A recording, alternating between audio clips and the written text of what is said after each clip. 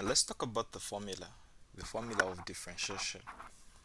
So the basic idea that we've looked at so far is we've looked at the first principle.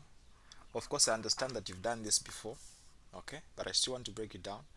So we have 3x squared plus 2x, right?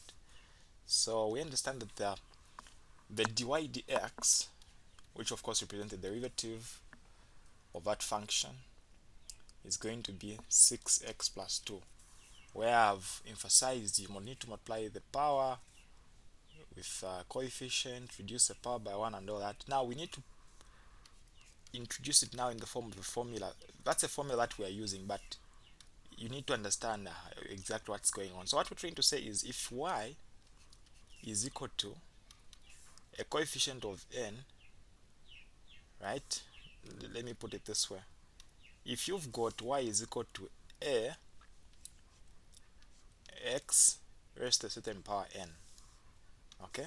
If you are trying to differentiate that in respect to x, y in respect to x, it has to be multiply the power with a, so it will be na as a product, and then x raised to the power is supposed to reduce by a1. So this is the formula for differentiation. Very important for you to understand.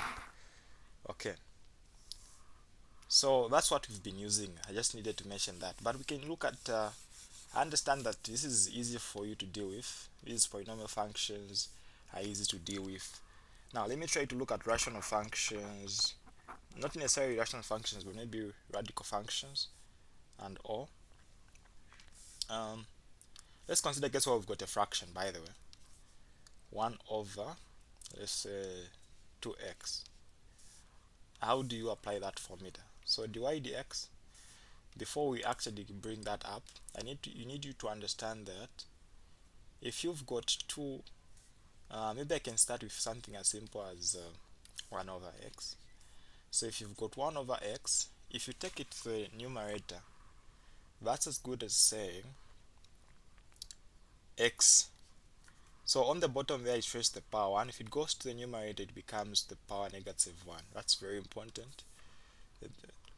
So at that point you realize or you understand that if you need to apply the power rule, what you do is as follows. Okay, so this is going to be your dy dx is going to be equal to, the coefficient there is a 1, so -1 times 1 will give us -1, and then x, you need to reduce it by 1. The power is supposed to reduce by 1, so it becomes -x raised to the power -2, which you can gradually take on the bottom by becoming -1 over x to the power 2. That's as good as that. So that's what you have applying the power rule. So all the same, even if you had, let's say, the power 2 and all, if it goes to the top part, it becomes -2, and then it becomes -2x, and then the power reduces by 1, it becomes -3. You can take it on the bottom if you want, so that you have -2x to the power 3. Okay, so now what changes if we are to introduce, let's say, a 2 there, so that this is now 1 over 2 x squared. So all the same, the fraction will remain, the number will remain on the bottom, but you need to take the x back to the numerator so that it becomes a negative power. Now the coefficient in this case becomes half, so -2 multiplied by half, and then x reduce it by, the power is supposed to reduce by 1, so it will be -2 minus 1. So this and that will divide, you have a -1, and then you have x to the power -3, so which is as good as -x. You take x on the bottom, so it will be -1 over x to the power 3.